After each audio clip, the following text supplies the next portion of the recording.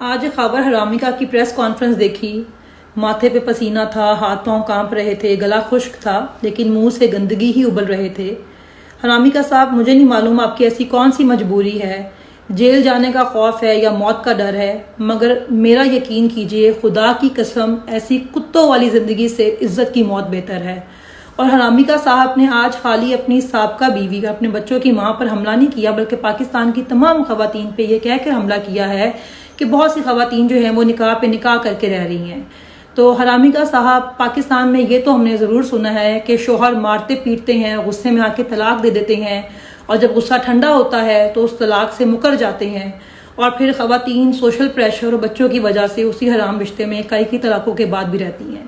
تو میں پاکستان کی تمام خواتین سے آج یہ ریکویسٹ کروں گی کہ آپ جون سی مرضی سیاسی جماعت کو سپورٹ کرتی ہوں، لیکن اپنے بنیادی حق کے لیے ضرور آواز اٹھائیں۔ آج بشرا بی بی ہے، کل آپ میں سے کوئی ہوگا۔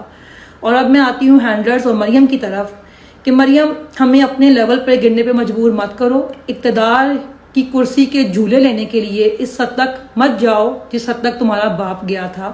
اور پوری دنیا جانتی ہے کہ کس طرح آپ نے نکاح کے بغیر ہی کارروائی ڈالی تھی، اور کس طرح طلاق کے بغیر ہی کبھی قطر، کبھی عرب، کبھی ایبٹ آباد اور کبھی گیٹ نمبر 4۔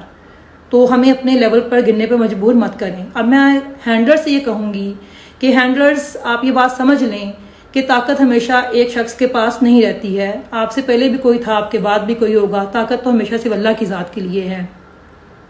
تو آج آپ کے پاس طاقت ہے، اور کل آپ کے پاس جب طاقت نہیں ہوگی تو آپ کے گھر کی خواتینوں کے حیث بھی چوک اور چراہوں پہ ڈسکس کیے جائیں گے، اور ہو سکتا ہے جن کو آج آپ ہمارے خلاف استعمال کر رہے ہیں، کل وہی لوگ آپ کے بچوں کے ڈی این اے ٹیسٹ کا مطالبہ کریں اور آپ پہ زنا کے مقدمہ چلائیں، کیونکہ پوری دنیا جانتی ہے کہ وائف سویپنگ کا کام کون سے محکمے کے اندر شروع ہوا تھا۔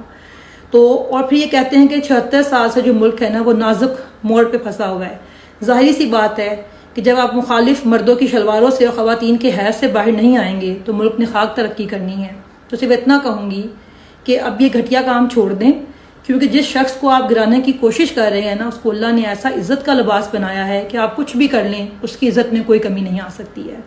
تو ملک کا سوچیں، ایسے گھٹیا کام کرنا بند کریں، اور اپنی جو عزت بچی نہیں ہے ویسے تو، لیکن اس کو مزید عوام کے سامنے گندا مت کریں۔